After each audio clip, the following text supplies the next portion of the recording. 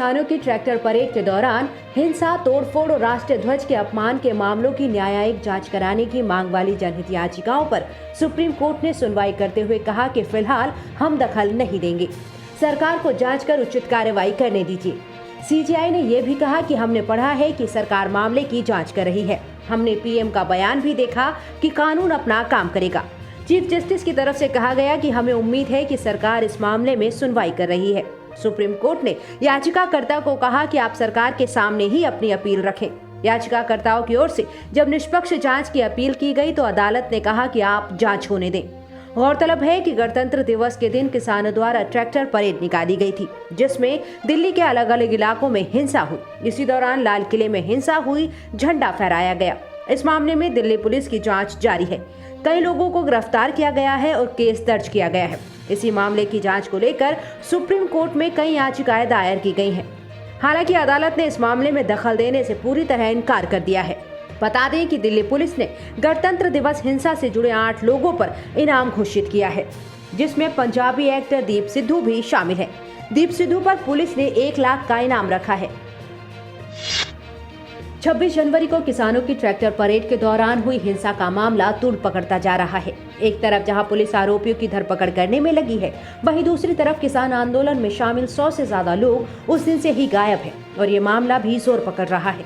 अब दिल्ली के मुख्यमंत्री अरविंद केजरीवाल ने ऐसे 115 लोगों की लिस्ट जारी की है। बता दें कि इस मसले पर किसानों ने दिल्ली के मुख्यमंत्री अरविंद केजरीवाल से मुलाकात की थी और उनसे इन लापता लोगों का पता लगाने की मांग की थी।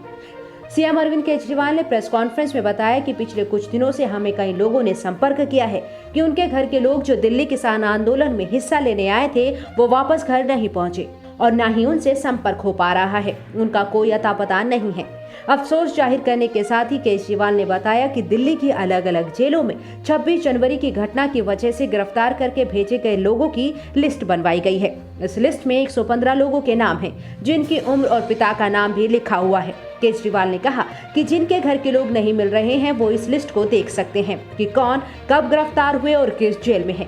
हमारी सरकार ने कल हम लोगों ने दिल्ली की अलग अलग जेलों में जो भी किसान आंदोलन से संबंधित लोगों को गिरफ्तार किया गया है उनकी सबकी लिस्टें बनवाई हैं और ये लिस्ट हम अभी जारी कर रहे हैं जन सूचना के लिए।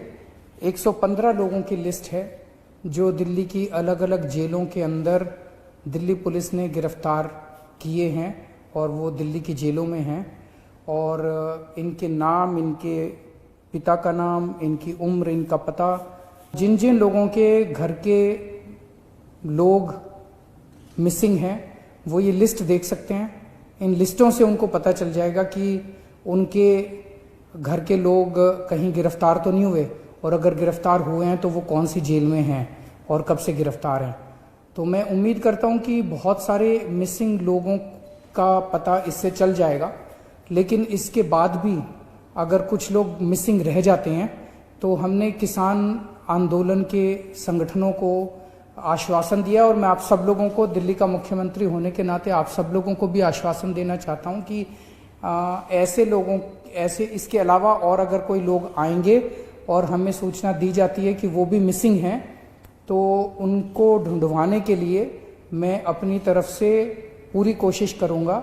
इसके लिए मैं अगर ज़रूरत पड़ेगी एलजी साहब से भी बात करूंगा, ज़रूरत पड़ेगी मैं केंद्र सरकार से भी बात करूंगा और मैं अपनी तरफ से, अपनी पार्टी की तरफ से, अपनी सरकार की तरफ से पूरा आश्वासन आप लोगों को देना चाहता हूं कि हम चाहते हैं कि आपके घर के जो भी मिसिंग लोग हैं उनका पता करके हम आपको उनके बारे में सूचित करें। केजरीवाल ने कहा कि दिल्ली में आगे किसी के मिसिंग होने की जानकारी मिलती है तो हम उन्हें ढूंढेंगे और उपराज्यपाल के साथ साथ केंद्र सरकार से बातचीत की जाएगी। कृषि कानूनों के खिलाफ जारी किसानों के आंदोलन का मुद्दा अब अंतर्राष्ट्रीय होता जा रहा है। अमेरिकी pop star Rihanna, climate change activist Greta Thunberg समेत कई सेलिब्रिटी के बयान पर अब विदेश मंत्रालय ने टिप्पणी की है। भारत की तरफ से कहा गया है कि लोकतंत्र में प्रदर्शन का हक है और किसानों का एक छोटा समूह ही प्रदर्शन कर रहा है। ऐसे में बाहरी लोगों को अपना एजेंडा नहीं चलाना चाहिए। विदेश मंत्रालय ने कहा कि ये देखकर दुख हुआ कि कुछ संगठन और लोग अपना एजेंडा थोपने के लिए इस तरह का बयान जारी कर रहे हैं।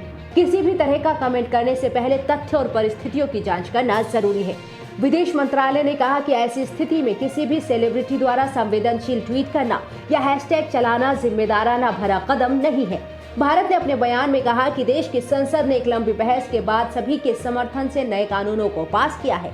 कुछ ही किसान इसके खिलाफ प्रदर्शन कर रहे हैं। सरकार की ओर से लगातार उनके साथ वार्ता का दौर चलाया जा रहा है। विदेश मंत्रालय ने कहा कि किसानों के आंदोलन में कुछ लोग अपना एजेंडा थोपने में लगे हैं, जिसके कारण गणतंत्र दिवस के दिन भी हिंसा हुई।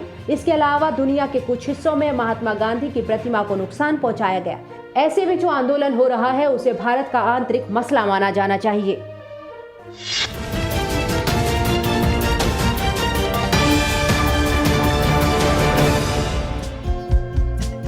हमारे चैनल को लाइक, शेयर और सब्सक्राइब जरूर करें और नई अपडेट्स के लिए बेल आइकन दबाना ना भूलें।